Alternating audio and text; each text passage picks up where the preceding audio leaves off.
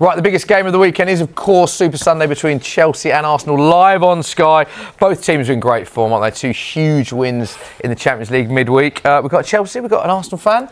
So classic combined 11, but a few rules for this one, Joe. Yeah, I think it's only fair because there's a few injuries amongst the teams. I think Gabriel's out, Palmer's questionable whether he's going to play. We're going to allow you to pick your combined 11, including injured players. So this is just the best 11. If there was a Champions League final next week, who would be in the starting 11? Ooh, who'd win that? If there's a Champions League final next week? Yeah, probably Arsenal. Well, heritage speaks. We've got I got him off. I knew I'd get him off. Wow. Loz, you're going to have the deciding vote if they can't come to an agreement. Yeah, I'm absolutely fine with that. Okay, let's start in goal then. Who's the goalkeeper? It's David Razzles. It is. Yeah. Oh, wow. Oh, yeah, I have to be fair. Come on. Two-time Golden Glove winner, isn't it? Last 2 years, I believe. He's in fine form for the last, 2 years, 3 years? Yeah. Actually, maybe more. And I can't be a hypocrite because I said Sanchez, I would happily upgrade on him, I guess, last summer. So he was dropped mid-season last season. He's been very good this season, but Raya's form has been far more consistent over a longer period of time. 50 clean sheets in 110 games. Quickest ever for Arsenal. Things are going so well at the minute. I had a debate this week about how many times he's been lobbed. We were having a debate with is it going to be a problem? You know, when things are going so, you must know this. Against Spurs a few times, Matt Sarr, Richarlison, some worldies against Spurs. He really get those in, don't He's had them. But he is, I think Thibaut Courtois said a couple of weeks ago he's the best goalkeeper in the world. And I don't think he is, but I think he's He has been immense this season. 11 clean sheets and 17 appearances in all comps this season. David Raya, that was a quite straightforward one. Perhaps less so on right back, because I know that you're both quite passionate about the magnet. And Alex, for context, you actually changed your magnet. So you had a Chelsea player originally in your list. One of the two I bowled. Yeah. Look, I think Reece James is a really good pick. I think it's really close. The thing with Timber is I imagine everyone in their mind right now is thinking Reece James whipping a ball in. If Timber could whip a ball in, I think everyone would pick Timber because I think he's more rounded. I think he's been more available. I think he can go into different places. I think he can receive on different angles in a way that Reece James can't. Reece James is a brilliant player. If you look at the tackle success rate, Timber's miles ahead of him. I think basically if he could whip a ball in, everyone would pick Timber. I find that ironic that Arsenal, they don't appreciate whipping a ball in. A good crosser. No, he doesn't. You need a great crosser, a great set piece taker, a great passer. Midfield, right back, centre back in a 3, wing back when he was younger. He's been fit for over a year as well. For me, as a footballer, and we had to have this argument with Trent all the time over the last few years, when you can go both sides in terms of defence and attack, and I know Timber's brilliant going forward. He's very strong, good ball carrying, good passer as well. But Reece James, for me, he's just another level in terms of going forward. And defensively, I think they're both very, very good as well, very strong. My argument against the attacking thing, and people might say he's better going forward, the reason Arsenal have been so good going forward this season is the change of the fullbacks. It's Calafiori and Timber, the picking up those positions inside. He can go outside, inside. Hasn't Reece James been playing midfield anyway? I was going to ask you that. Where do you think his best position is? Because people will obviously answer that question. Well, obviously it's right back. You know him as a right back. But in a lot of the big games this season, you think of, I believe, Bayern Munich, Spurs away, and Barcelona. So 3 huge fixtures. He's played as a midfielder. So where do you see him? That's mainly because Lavia's been out. Yeah. Last season, Lavia was playing a lot in the. But he hasn't played badly in those games. No, he's been brilliant. But that's the positional versatility of him. Usually, he plays right back in a back 3. When we build up, he'll be on the right side of it, and he'll step into midfield from there. But he is positionally versatile to go into midfield as well. And playing at Sakai Sado just bring a bit of strength and muscle into the team. But for me, his best position is still right back. Yeah, I'd agree with that. Loz, you have the deciding say? So for me, this season, I actually think Timber's got the edge. I know Reece James, I think, has got the legacy in the league. But I think if we're going on right now building aside what you want from your fullback, I'm afraid it's got to be Timber for me. Yeah. Okay.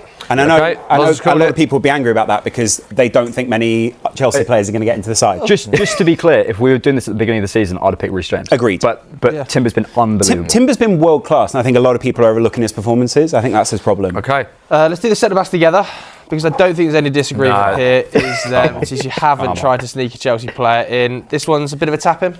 Yeah. I don't even know who you'd pick as your first centre-back. We don't have like a consistent centre-back pairing because Colwell's injured for the season, and Badiashile, Fofana are injury prone. So then it's been a mixture of Tosin, Josh, Fofana, Chalobah. Like you're just not going to be able to put up anybody at centre-back really, to be honest. Can't you guys just generate another player, that's what you do, isn't it? Don't you just make another We've one? got That's quite how a that few. works. Honestly, we've got quite a few. Insamino at Dortmund, Champions League, but they're not here, so what can you do? Let's put those two up then, and then we'll go to the left back. Isn't it weird though how good these centre backs are? There's just no argument at all. There is It's no absolutely argument. incredible. Yeah. Left back, there is disagreement. Oh, in the there role. is. It's another position now that you've changed. The one thing holding back Calafiori was similarly, weirdly, that whipped ball. And if you go and watch the game against Bayern, that ball in, Arteta said it after he asked him to go on and play that ball in, and he whips it in, and I went, that's it. He's got everything. I feel like there used to be a thing with fullbacks where it was like almost like you could draw a divide between the inverted fullbacks and the non-inverted. Calafiori, Timber, and Reece James and other players are sort of blending those lines. He can really do everything. He has such presence on the pitch. I know the word aura is overused, but it adds so much. Also, 1v1, there's a couple of clips of him up against Elise. He was better than Miles. Miles Lewis-Skelly was probably the biggest thing he's had over Calafiori is the 1v1 ability. And I think he came on against tired legs, but Calafiori 1v1, he's judging his distances much better.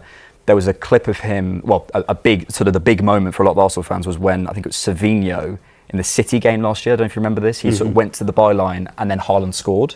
And he got around Calafiori. He's really improved since that point. He's brilliant. He's clearly massively rated as well by Arteta because he's the only Arsenal outfield player to have started every Premier League game. When you think of the competition he's got for places, you mentioned Miles Lewis-Skelly there, shows how important he's rated under Arteta. Proved his fitness as well, massively. Yeah. Good hair. Great hair. But Cucurella, Yeah, for me, this is non-negotiable. It's got to be on the board because, again, we're talking about long-term form. He's been doing this since the back end of Poch's season when he was inverting for him, going into the Euros all of last year and then this season. And when you talk about a Champions League final or a one-off game, you want this guy padlocking any winger. He did it to Yamal. He's done it with Saka. He's done it with Salah. He's a top player. He was getting goals last season in 2025 as well. He's probably our top goal scorer for a long time. Scoring headers, breaking into the box, and then defensively 1v1. He's an absolute menace. He's like a hyena. He's a rash. He's always on you. Covers so much of the pitch. They're both back in their own players. Bear in mind that the basis of this is everyone fully fit. If there was a Champions League final next week, who would you edge towards?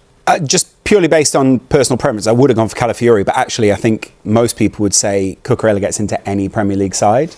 So I'm going to go for Cucurella on this one. Sorry. Okay. No, Alex. Arsenal fans will hate this. I actually, in terms of consistency, also your point about being up against the very best, I think is also at 5'9", how much he wins in the air. Yeah, Crazy. And not only that, foot wrong in so long. But the problem was people underrated him because he had a bit of a dip and then came back. And now he's amazing. Let's start in the defensive midfield position of the three then. Presumably... Norgard. You've not gone for Zubimendi over Caicedo. Look, I think it's closer than some people would say with Zubimendi. He has been brilliant this season, but Caicedo, I can't remember watching someone probably since Kante with such consistent tackling technique, but also getting it out of tight spaces. I think probably last season there was a game, actually in our game, Thomas Partey was able to use his momentum a little bit against him. Because he's so ready to go and tackle you. I feel like he's just taken that step back and known how good he is a little bit. And he's unplayable at the minute. I think his reading of the game goes underrated as well. I think most interceptions of any player in the league, like he just spots danger from miles away. Amazing. And even when he's pressing, saw against Spurs. Yeah, he's an all-rounder. Yeah, He's huge in on goals as well. Yeah. Goals now he's adding to his game. I actually believe people have limited him to a 6 because that's the role he has to play for us because Lavia's out or Santos is just bedding into his first season, but he could be a box to box. You see it with the goals, you see it with the passing, his responsibility he takes in our build up. Sometimes he's actually on his own in there if Enzo's pushing on into the 8s and whatnot, and he still manages to. Is he the best midfielder in the league, do you think? For me, he's the best 6 in the league, yeah. So Best midfielder? well, that would be the best midfielder probably, wouldn't it? Would you say? Or have you got someone There's coming someone up next? on our lap who is quite good. That's a good way to put it. Do you know what? Rice in his post-match, to be fair to him, he said, listen, he selected him for his team of the year last year. Yeah, it was interesting. And he said that they don't even play the same quote. position currently, which is true. And I actually think, and I know we're gonna get onto Rice, they would actually partner each other incredibly well. Unbelievably. And it's a very good point that it's always a basis of how much they're rated in the game when opposition teammates speak so highly of him, and so many do. And I think the biggest compliment you can pay for him is if you took Chelsea, you watched Chelsea for 90 minutes and how involved he is in absolutely everything. You took him out the team, you'd notice a huge difference. I think this has got to be It's pretty straightforward. What I love about him is he doesn't even need to touch the ball and he's influenced the game. That's the read of a big midfielder for me. Although Robbie would hate the fact you haven't brought Zubimendi to the table here. Robbie Lyle is the biggest Zubimendi fan, but we'll move on to the next position. I'm gathering you've both got the same player. Alex, talk to me about Declan Rice. He just every single game seems to be getting better. I cannot believe the level he's playing at the minute. Yeah. I think there's basically two things that Declan Rice, if he could do this, I would, and I'm going to say the mad thing that I would say.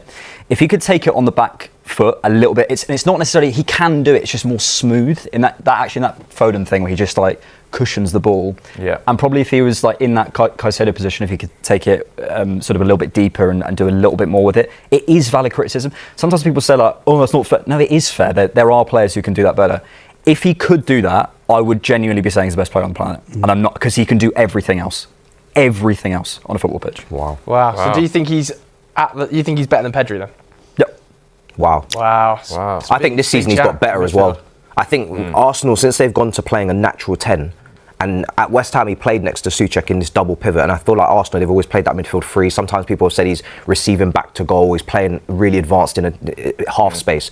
Now you're getting to see, I think, more often Rice actually making these runs. Up against Bayern, he's just making these lumbusting, surging runs from deep, and I'm like, yeah, this is... Can I just quickly expand on that? It's a really good point. The reason he's looking better this season is because of Zubimendi. Yeah. Because Zubimendi can be... someone described it in a really way. It's not a pivot, it's like a partnership. So Zubimendi will step in. If we need someone to receive in the line, Zubimendi will go and do that. Rice can receive a little bit deeper. Last season, he was always close to the box, and so then his limitations show a bit more. He's a true box-to-box now because Zubimendi can be more of a sort of what's that called, like a seesaw? A pivot. Yeah. So let's put him up then, and we'll go to the attacking midfield role, because I think there is disagreement in here. Is this your line in the sand, Alex? How can there be disagreement? You said there was one of these where you had a line in the sand. You've gone Ebbs. Oh, come on. What do you mean, come on? No, we're talking about if everyone's fit and we Champions League final, we're going with Cole Palmer. Like that surely is not something that is up for contention. No, I don't know if I agree with that, actually. Really? Yeah, mainly because of what Eze's done since he stepped it up at Arsenal and what he did at Crystal Palace. But we saw what Cole Palmer did in his first season at Chelsea. We all saw that. That was ridiculous. That put him on a Ballon d'Or, kind of contention in terms of a list, in terms of a top 10, in terms of the numbers, in terms of the performances, in terms of carrying Chelsea's whole attack, very destabilised, not coming into a very, fully fleshed out Arsenal team at the end of their project, coming into a very rocky, messy Chelsea team. We talk about England, what he did in the Euros when he come off the bench and he's influenced in semi-finals, scoring in finals. And final, yeah. We big game player. Honestly, I just don't even think this is a negotiation. Just your point there, sorry. Would you not have Cole Palmer in this position, or would you not have him in the team at all? I would have him in the team. The problem is fitting some of these players in. And I think the level of Arsenal have gone to since fitting this guy into the team has proven to me the level he is. But I think that's the problem is what you've done is you've put the two best players against each other in terms of creativity. Who's the better footballer? In terms of well-rounded, it depends what you're asking them to do. Because I think Eze's actually got a lot more in his locker than people give him credit for. Palmer's got 45 goals, 28 assists, and 100 games for Chelsea. His numbers are outrageous. He's undeniable, but I also think let's not overlook and let's let Alex make a really good argument. What is your argument? I'd let it all work out. No, I just look. Probably it is Cole Palmer, but I just absolutely love Eze. I'm sorry. No, I agree. Just as a player, I think you're right in terms of the lift he's given Arsenal.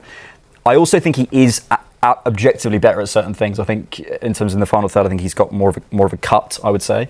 But Cole Palmer, at his best, is a great player. So you're conceding to Cole Palmer? I think so, yeah. Okay, let's put Palmer I agree with that, but on the ball. I also think not making a strong argument for Eze would have been a crime in this. Cole Palmer, though, on his day. Right wing. He's amazing. Got to have Cole Palmer there. 4 goals in a game. By the way, how blessed is this England midfield going into the next World Cup? Just we don't win it. Actually, just because we've got a bit of time, you made a really good point there about why Rice has been freed up because of the Zubimendi. You described it as a seesaw rather than a pivot. With that said, what do you think is the best DM to complement Declan Rice for England? Who do you think would be the best player to complement what you're seeing? My midfield three for England would be Adam Wharton, Jude Bellingham and Declan Rice. And the reason for that is not because Cole Palmer's bad or Foden's bad or whatever. That's just the best balance. You have progression and someone who can stand still with Adam Wharton and actually take it. Declan Rice who can sort of run more and Jude and get into the box and score. That's the Love it. Okay, let's look at the right wing then. Yeah. Good insight.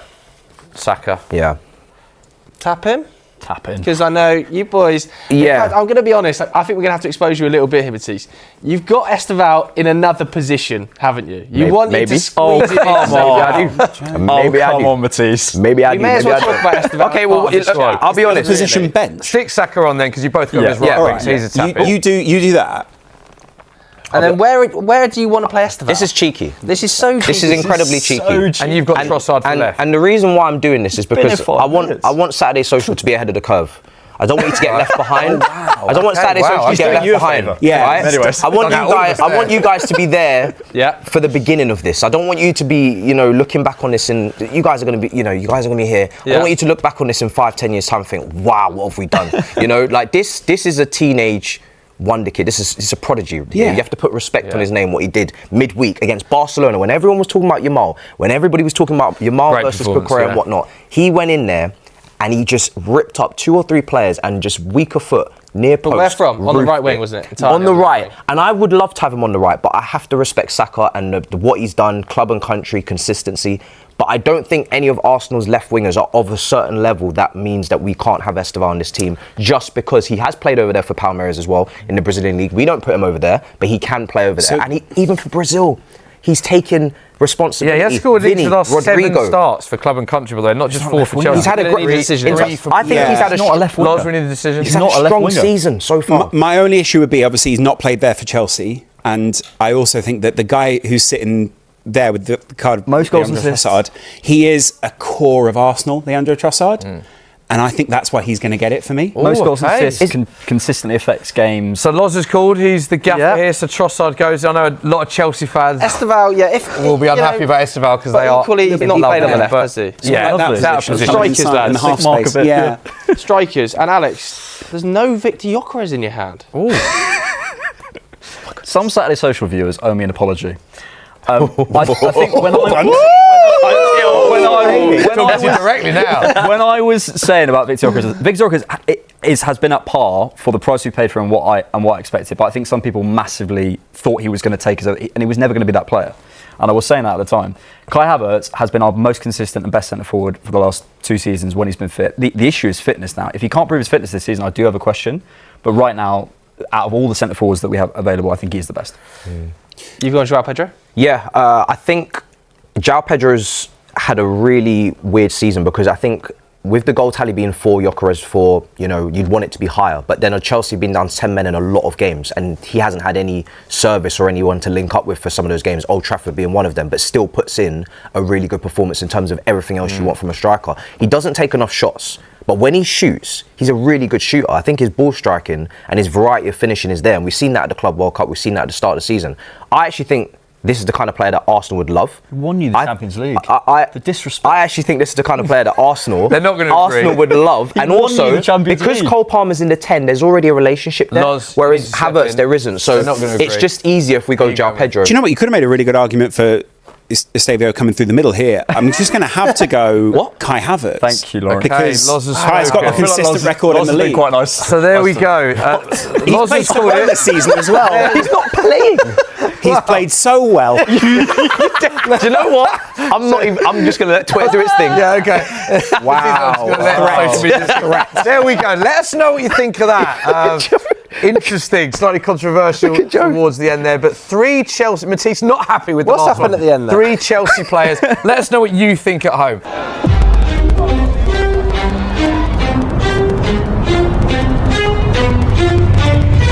West London and North London collide. Teams still winning. Oh, can you believe it? The most contested London derby. Bridges burn, tables turn, highs and lows, gotta figure it out. Blue top paper lift. The Gunners run it back again. Teams still winning, how can I flop? Neto, hat-trick at Stamford Bridge. Problems upon problems. Wenger and Mourinho are going at it on the touchline. Is that not beautiful goal? Red card for the former Blue. Teams still winning, how can I flop? Chelsea fights back. Teams still rise to the top. Staggering, simply staggering game. Football never ceases to amaze you.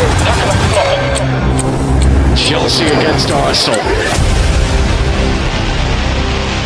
What a game we have in prospect, and Darren, suddenly a top of the table clash. Absolutely. And on the one hand, it's hard to call because obviously Chelsea, off the back of a fantastic win over Barcelona, I really didn't expect them to win as emphatically as they did. Very impressive. And the clean sheet, all important as well. That means that's, what, 4 clean sheets in their last 5 matches. Very impressive for a side that I thought had defensive problems. But Arsenal, I mean, they're the defensive supreme master so far this season. They are so hard to score against. And I actually think this game will be decided by both defences. There's a mistake in the Chelsea one in every game they play, despite the run that they're on at the moment. If you take out Barcelona, the other clean sheets are against an unconvincing Spurs side, Burnley, who are struggling at the bottom of the table, and Wolves as well, who are struggling at the bottom of the table.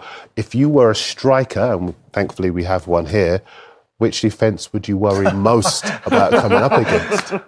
Yeah, I think you make a very Arsenal's, but there is a chink in the armour as well with Gabriel not being there. So even though Hincapie's stepped in and he's been very impressive, there still is a slight weakness. You'd still see that as if you were preparing to play in this game this weekend, because I thought Hincapie looked really composed and quite good, and also they all defend against Spurs. Yeah, no, but. Well, no, Bayern Munich. They didn't have much attacking prowess. No, it was Mosquera. Mosquera against Bayern Munich, yes. So they've got 2 players who can go in against... When we talk about Arsenal's defence, obviously it's the famous duo that we talk about, and when that's broken, there's got to be a slight weakness and a slight downturn. Even though we've not seen it yet, it's about managing that situation as far as Arsenal are concerned.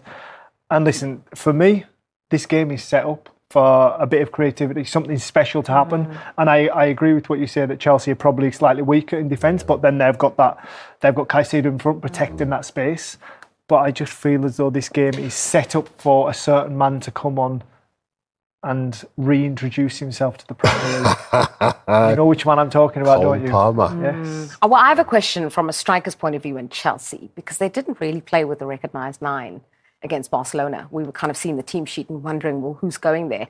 Esteva was excellent, but Pedro Neto through the middle and up top as part of that front 3 with Garnacho, that was quite interesting. Was that something you expected? Is it somehow a place that he could be taking up more regularly now? It wasn't something I expected, but tactically it made sense because Barcelona play with such a high line. When you're going into this game against Arsenal at the weekend, I think it's a very different profile needed because someone like Neto, I feel, could be bullied. I think we're seeing that with Richarlison last weekend, didn't we? Richarlison was very lonely at times, and when you are that mantle and you are that kind of foundation to get your team further up the field, ultimately he didn't hold the ball well enough, did he, on Sunday? So I can honestly see Liam Delap playing this game. A bit of physical presence just to kind of release that pressure, because no doubt Arsenal are going to play well and dominate the game at stages. So you need someone to go long to, and for me, that man's Delap. So you think that he's the sort of player, like, you want him to have his back to goal, take the ball on his chest, keep the ball, retain, so that if you've got players running off him, then you can get people out, and because obviously, like I said, Arsenal are going to be in the ascendancy at times, and with their creative players, they're going to be dominant. They're going to pin you in. And sometimes you just need a release valve. And hopefully for Chelsea, that can be Delap. And when you hold that ball up, then you can get Neto with you, João Pedro with you, or whoever he decides to play. Obviously, you've got options. And when they're going forward, they're really exciting. Let's talk about the midfield battle, because there is quite an exciting one about to go down here. Moises Caicedo, who was able to be rested against Burnley, because obviously he travelled back so late from international duty. He did feature against Barcelona, expecting him to play against Arsenal, and then against Declan Rice as well in that midfield, who was the outstanding player in midweek against Bayern Munich. That is a scintillating battle to look forward to. It is, and it's going to be interesting to see how Arsenal deal with him, because do they try to cancel him out with a Rice or even a Zubimendi, who both of whom are very disciplined in the centre of the park? Or do they say, listen, let them worry about us and play around him, then play down the channels? They've got very accomplished wingers who can score from the wide areas or provide the ammunition from the wide areas. So it does remain to be seen. Given the game is at Stamford Bridge, I would imagine they'll probably look to contain the likes of Caicedo and play around him. Would you agree with that? Yeah, I think it'll be definitely one man they're trying to stop, and like you say, that is a possibility, whether it's Rice or Zubimendi. But him in his part, that last clip there is so special, isn't it? The way he hunts that ball down, And honestly, in those situations, he's so quick and so dominant. For me, he went there with a lot of hype from Brighton, a lot of expectation to step up. Obviously, the price tag came into consideration. And I feel now we're really starting to see the real Moises Caicedo and how good he can be. And I still think there's potential and growth left in him. And I think on those clips as well, we've seen him getting further forward and he's more efficient. Whereas we know him as that kind of deep line protector. Yep. I think he's adding elements to his game as well.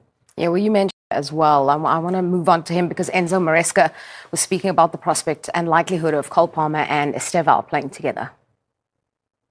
No, they can play together. They can play together. Depends, against which team, depends a little bit the game plan. But for sure, they are excited. The fans, they are excited to watch both together. We also are excited, thinking that at the end, we need always, balance between the two faces. Yeah, there was a funny moment at Stamford Bridge. Cole Palmer was, obviously, they showed him, he was sitting on the bench there. And then when Cucurella was given player of the match, Palmer was standing pitch side and was like, how did you win this? Because I think a lot of people thought Estevao was the outstanding player. Very, very exciting prospect. And I think exciting for a lot of people that he chose to come to the Premier League. Yeah, super exciting. Listen, I covered Brazil in the international break as well, and I saw him there, and he is their next big star. There's a lot of hope on his shoulders going into the next World Cup, and that comes from his time at Chelsea, what he produces in the Premier League, and it's there for Carlo Ancelotti to see. And for me, yeah, as an ex-forward player, when Maresca's asked that question, I think it could be beautiful watching those two together. I think it'd be a wow. Well, you schooled me before the show because I was saying to you, look, I don't know if you can start Palmer in a game against Arsenal, formidable Arsenal, after 2 months out. And you told me a really interesting story. Yes, I did, yeah. So I was recovering from an ACL injury. I've been out for 10 months, and Tony Pulis thought it'd be a really good idea to start me in my first Premier League game against Manchester United. And their partnership at the back then was Vidic and Ferdinand. So it was a rather long afternoon, to be honest. Get a kick. Wow, how did that go? How did that go for you? Well, I try and forget about it, to be honest, Julie. Okay, yeah, sorry. I know I didn't score, we didn't win, but I can't remember what score the game was. But the interesting thing is, I actually agree with Glenn. I think it's a big ask to start Cole Palmer from the start. And I think in English football culture, what we like to do is, if there are really good players, we want to shoehorn them all into the same side. But I think the system that beat Barcelona, and bear in mind, Barcelona's form fantastic so far this season. They're in a two-horse race with Real Madrid for the Spanish title. The attacking trident of Rafinha and Lewandowski and Lamine Yamal, and Chelsea kept them quiet. Yeah. I think the system they've got so far works, and maybe we could see Palmer in the 65th, 70th minute. He's coming back from injury. You have to be fair to him and not expect too much too soon. Estevao, or Estevao, some people are calling him, he's more than capable of minding the store by himself, I think. Yeah. Estevao, if anyone forgot that you're a print headline man, there's the proof. It's in the pudding. Estevao. I'm available for bar mitzvahs and weddings as well.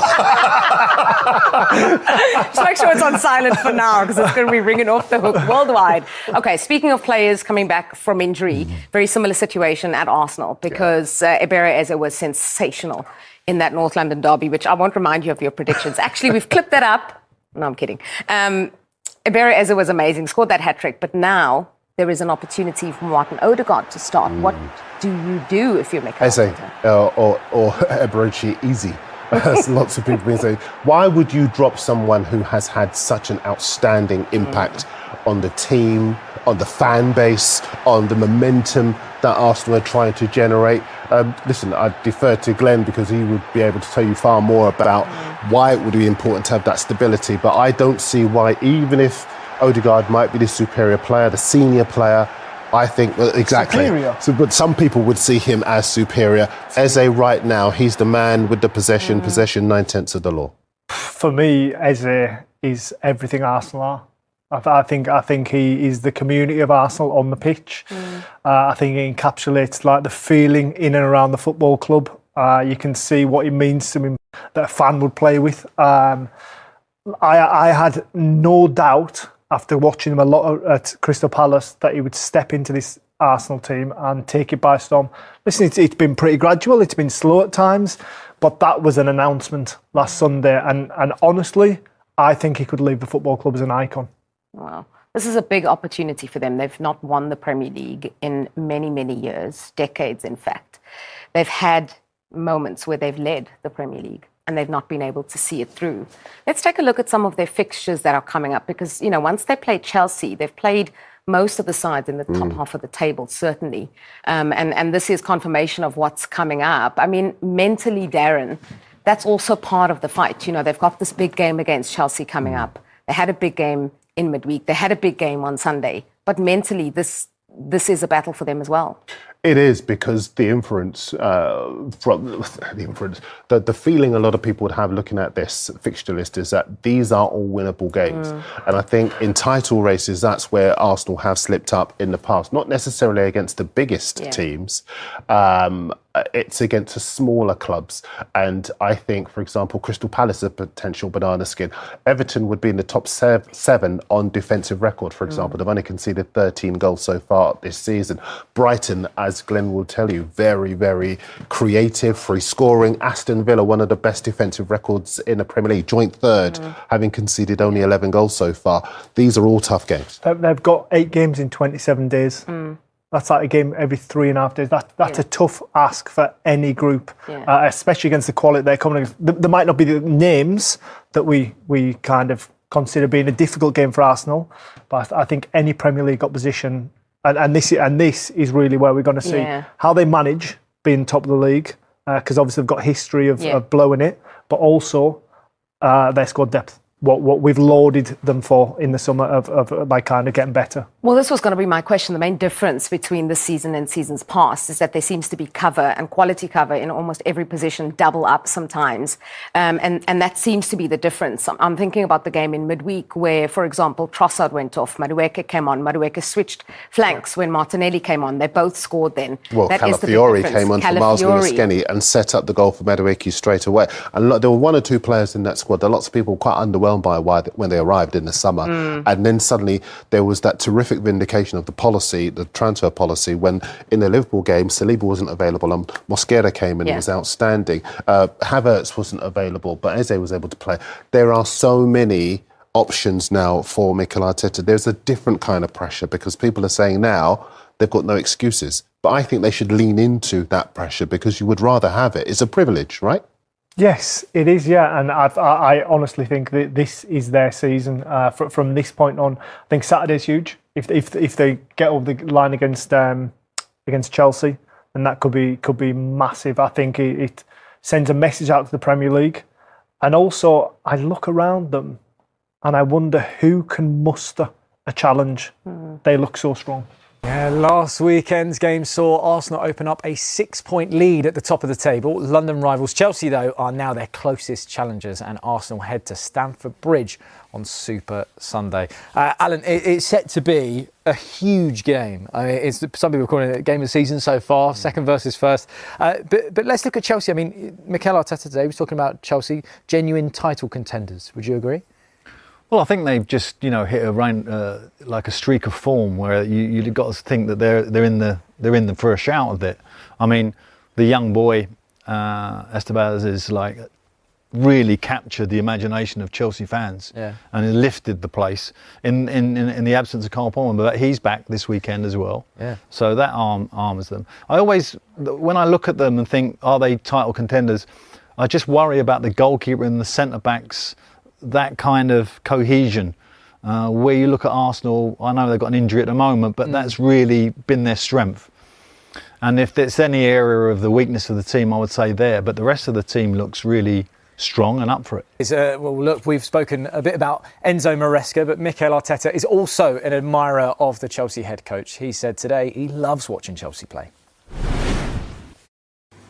Well, I think we are all there, and they are there because they fully deserve what they are, what they have done in the last few years. I think the squad that they assemble, the numbers that they have, the amount of quality, the manager and the coaching staff that they have. It makes sense that what is happening there is very, very positive, and they deserve to be there. It's one of the teams that I enjoy the most watching, and They have a lot of fluidity, they have a lot of threat, they have a lot of individual talent. They are very clear what they want to do, and yeah, that's why they are very tough. Mikel Arteta, I don't know what you think about this part. It's really giving it, a little bit like, bit of pressure towards Chelsea there. What do you reckon? Definitely. He's getting it every week. They're at the top of the league, etc., etc. He'll just palm it out a little bit of that pressure. Yeah. I would suspect that he is looking at them as real contenders now, whereas perhaps at the start of the season he wasn't sure. Like us all, I think we was all quite wondering how Chelsea were going to cope from the World Club Championship. Yeah. The after effects of that, would they hit the ground running? And they've done exceptionally well. So, it would make for a great viewing on Sunday. Absolutely. And Roberto, this Arsenal side that you're looking at this season, you come from a great win, obviously, against Spurs. You've played Bayern Munich. You've beat them at home as well. What do you think can stop this Arsenal side now?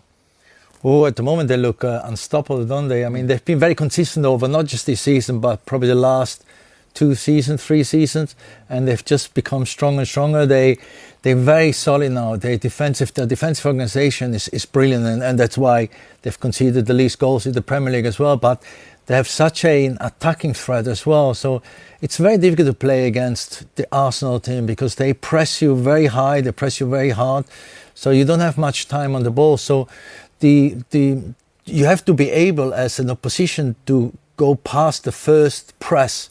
If you manage to do that, then you might have a bit of space, because otherwise they just suppress you. Yeah, exactly. And I know there's a lot of Spurs fans that won't want me to go back to last weekend, but I mean, Eberechi Eze, that hat-trick, it felt like almost a career-defining performance by him, would you say? Yeah, certainly for his Arsenal career, because at QPR and at Crystal Palace he's been exceptional. Yeah. And they won the FA Cup with his goal, so it just goes to show that he was at the levels. But what he's done at Arsenal this year is you can see there's a new confidence in him. When you go to a big club and you grow with it sometimes, or you fold with it, and he's grown with it. And the hat-trick was a bit like Rice's 2 goals in the Champions League, a career-defining moment for him and the fan base. Because obviously, Arsenal's biggest rivals and the North London derby, to get a hat-trick is, this is the game you want to score in, isn't it? Of course, and he's such a humble, lovely guy as well. You can tell that he's so loved by not just the fan base, but his fellow players. And, he just takes each goal with such aplomb. It's just so natural for him. Well, I mean, the difficulty now, especially after a game like this, is Mikel Arteta now has a fit Martin Odegaard, club captain. Roberto, for you, if you have that decision, sorry, I mean, look, I could have asked either of you. No, in fact, I will ask both of you. I mean, you've got Eze, you've got Odegaard. What are you doing ahead of this weekend? It's a tough decision, but I don't know what it's going to do. Either way, I mean, the team looks very well organised, whether the one place or the other place. Now, Eze is obviously, the top of his game, so full of confidence, had a great week. You might consider that he's played 2 games in a short period of time, so might bring in some fresh legs for Sunday, but that's really down to the manager, how he sees them on a daily basis on the training ground, and then make a decision about it. How much of a headache is that, as a manager, Alan, to have a player that is pushing your captain in that position? Well, most football managers have a lose-lose situation. We lose the centre-back and the other centre-back's not, just as bad as the one that's come out. This is a win-win, you know what I mean? He can't lose, so whoever he puts on the bench is a massive asset to have that coming off the bench. I would suspect that he would keep Eze in the team because my natural reaction would be to play players in form. I mean, obviously, he's so high in his own emotion at the moment of getting a hat-trick that I would start with him. That's it. As you mentioned, Cole Palmer is fit to start against Arsenal after overcoming a toe injury, albeit a strange one. A key factor in the game will be in midfield, though, where 2 of the league's best players, Declan Rice and Moises Caicedo, go head-to-head. And Maresca said today he always knew Rice would get to the very top after working with him earlier in his career. I just heard you asked in your press conference about Rice, Caicedo. And there was a bit of chat during the week, that being a bit of a throwback to the old, I know it's Man United, but the old Keane Vieira battles. Do you see that Rice Caicedo being a big part of what decides Sunday? Yeah, I see them. Yes, but I see them two fantastic players, two fantastic midfielders. In this moment, and Declan is playing a little bit more in front as attacking midfielder. Moy, we use Moy in different way, but both they are top players, fantastic player. Do you think it's a valid comparison? People will talk Rice v Caicedo, or do you see them being quite different in profile? No, they are. As I said, Declan is playing like attacking midfielder a little bit in this moment. Moy is playing more defensive midfielder.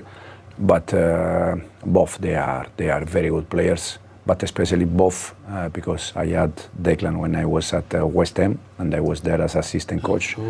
So both they are good person, good guy, humble both, and it's nice to work with them. Of course, I forgot that with West Ham. So when you saw him as a younger player, when you were at West Ham, what potential did you think he had there? You can see immediately. It's very easy when you see a profile like Declan to understand that he's going to be a top player. It was easy, wasn't it? You could see it straight away. Yeah, you can see. He was playing central defender in that time with second team, and he started to play as a midfielder with Pellegrini at West Ham. But for sure, you can see that he was very good player. Did you think he'd become, like you said, he played a bit centre back then. I think a lot of people thought he might go into midfield and then end up playing as more of a defender. Did you expect he'd play the kind of advanced role that we see him play now? Did you expect to do that? It's just evolution from Mikel, from him. I think again, Declan is a fantastic player. He's good defending, he's good offensively. So it's in both phases, he's very good. I remember it would have been around this time last year. Your team were going well, but you said, essentially, we're not ready yet. Are you ready now? I think we are better than last season, for sure, no doubt. And the reason why is because we spent one more year together. Where we are in this moment, to be honest, I don't know. What I know is that we go in the right direction, and we are competing every game against any team. Well, as you can also see, we've been joined by a Chelsea legend, both as a player and manager, Roberto Di Matteo. Roberto, thank you so much for joining us. I've got to say, Alan called this because I know you had a little bit of traffic issues, and Alan was like, "Don't worry, he's going to be here. He's going to be here." And you're still fine though, bro. You're still fine. Yeah, you're still a fine. I know. Roberto, I'll start with just saw Enzo Maresca there talking, all things Chelsea, about Declan Rice as well. But with Maresca, do you feel like Chelsea are under or overachieving? I think they're just right at where they have to be in this time of the year. I mean, last season, Champions League qualification was an objective or a target. They achieved that, won 2 trophies, was great. It's always nice to put a few trophies in the cabinet. Yeah, of course. And then this season, they're up there in the league. They are in a very good position in the Champions League, performing at a high level as well. There's just a little bit of still inconsistency there, maybe in 1 or 2 games, but all in all, I think they are doing very, very well. It's a weird one because you mentioned those inconsistencies every now and again, but sometimes it feels like the fans haven't fully embraced him yet. Do you know what I mean, Alan? Well, the one thing I would say is that he's been really solid with the players. There's not really any kind of noises coming out of there, and the ball, more importantly for him. Yeah. That he seems to be juggling a lot of things there because the squad is huge, a lot of young players. He's done exceptionally well, in my opinion. And, the team is gelling nicely. The performance in the week was terrific. And they'll take that into Arsenal. And Cole Palmer's obviously been out. He's only had 2 Premier League starts. Is it a case of get him in as quickly as possible, do you reckon, Roberto? I wouldn't expect him to start on Sunday because he's been out for a while now. And also the team has been performing extremely well. So it'd be a surprise if he's on the starting lineup. But he's a player that he can unlock a game. He's a player that has done some marvelous stuff for the club, and it's good news that now end of November he's available again, because now then the Christmas period is coming out with many games, so you need all your players available if possible. Yeah, Alan, what would you say? I mean, he's been out. Obviously, Chelsea have been on this good run of form. Right, they're second in the table, as we say, playing well in the Champions League. All of a sudden, Cole Palmer becomes available. physio saying to you, he's fit to start, what are you doing? It goes on the bench. I mean, Roberto, I tell you, the one thing that, you're under pressure on as a manager is to play a player too early and he gets an injury, play him full 90 minutes at that level. So to introduce him, particularly on the back of a winning team, is like the perfect scenario. So if the game's not going so well with 20 minutes to go, it will lift the stadium, and lift the team, because obviously he's exceptional talent. Well, there was one talent you were talking about as well, Esteval. Wow. And I think you're right. I think it's that thing with a player like that really just lifts not just the players around him, but the crowd. Yeah. I mean, I was doing a commentary there, and Esteval, I've never heard, and Roberto probably backed this up, I've not heard the excitement from Chelsea fans for a long time. Maybe going back to even Ian Hazard when he first arrived, the level that he produces. He come on against Wolves and changed the game. He's got exceptional talent and so quick over that sort of first 2-3 yards that he's almost impossible to defend. So outside or inside, whichever way he's going to go, it's very difficult to stop him. He has a confidence about him. He's starting for Brazil at such an early age. It's just a terrific prospect. He's become Brazil's penalty taker as well. He's 18 years old. Roberto, have you been surprised? I mean, seeing someone come from Palmeiras, straight from the Brazilian league into a title contending Chelsea side, and he's adapting so well to the Prem. Yes, I was surprised. I mean, it amazes me how mature he is for his age. I watched him in the summer in the FIFA Club World Cup when he played there for Palmeiras, but to expect him to come to England, a new country, new language, new environment, and then start off so well, that did surprise me a little bit. But you meet him, and he's a really humble guy, and he's got a great family behind him, around him. So he's very settled in here in London or in Cobham, and so and he's an exciting player. I mean, when I first watched him in the States, I was like, wow, this is special talent. And he's slowly developing, because let's not forget, he's still very, very young. Yeah. But he has so many skills and attributes, and he's only going to get better as well. So he's going to be a top player. Yeah, absolutely. I mean, as a manager, right, this may seem like a silly question, but if the game's a little bit dull and you are looking for that injection, are you thinking about a player that the crowd all of a sudden are going, we've all been waiting to see him? Well, of course, you always got that in the back of your mind, a sort of armoury as a manager, to kind of have a player that can lift the stadium.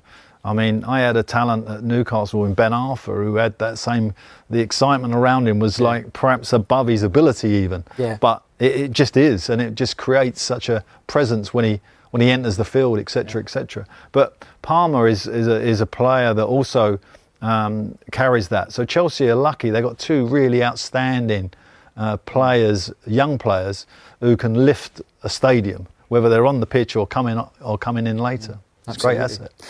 Arsenal versus Chelsea is always a fierce Premier League showdown, and the winner this weekend will be determined by several key factors that go far beyond simple form tables. The first and most important factor is midfield control. Whichever team dominates possession, wins second balls, and transitions faster between defense and attack will control the tempo of the game. A strong midfield often decides big matches like this.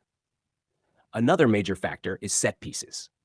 Arsenal have been one of the strongest set-piece sides in the league, scoring frequently from corners and free kicks. Chelsea, on the other hand, have had moments of vulnerability defending dead ball situations. One well-executed corner could be the difference. Home advantage will also play a role. Playing at home provides confidence, crowd support, and familiarity with the pitch, giving Chelsea a psychological edge. Meanwhile, tactics and team selection from both managers will shape how the game unfolds. A slight change in formation or a key substitute can shift momentum instantly. Finally, football often comes down to small margins, a defensive mistake, a missed chance, or a moment of brilliance. In a tight derby like this, those tiny details could decide everything.